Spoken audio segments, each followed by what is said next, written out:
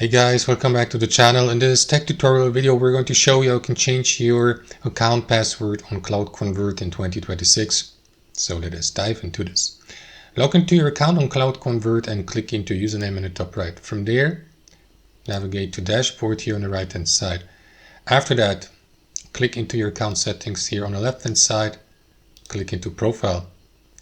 What you want to do, guys, you can change your email address here.